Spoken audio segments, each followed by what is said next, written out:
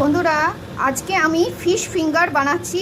তো প্রথমে আমি মাছগুলোকে জলেতে হলুদ দিয়ে সেদ্ধ করে কাঁটা বেছে রেখে দিয়েছি। এরপর আমি কড়াই তেল বসিয়ে দিয়েছি, দিয়ে দিচ্ছি টুকরো করে কাটা পেঁয়াজ, দিচ্ছি আদা বাটা, রসুন আর কাঁচা লঙ্কা একসাথে পেস্ট করা, নুন দিয়ে দিলাম, চিনি,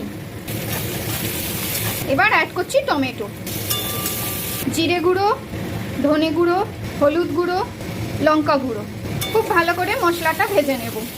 এবার সেদ্ধ করে বেঁচে রাখা মাছটা অ্যাড করছি। মাছের সাথে মশলাটা খুব ভালো করে মিশিয়ে দেবো। দিচ্ছি ভিনিগার, গরম মশলা গুঁড়ো, ভাজা মশলার গুঁড়ো, ধনেপাতা দিয়ে দিলাম। এবার দিয়ে দিচ্ছি পাউরুটির গুঁড়ো। দুধটা রেডি, এবার এক এক করে গুঁড়ে নেব। এগুলো আমার গড়া হয়ে গেছে, ডিমের মধ্যে দিয়ে দিচ্ছি। এবার বিস্কুটের গুঁড়োতে কোটিং করে নিচ্ছি। এক এক করে এগুলো ভেজে নেব। ফিশ ফিঙ্গার সার্ভের জন্য রেডি।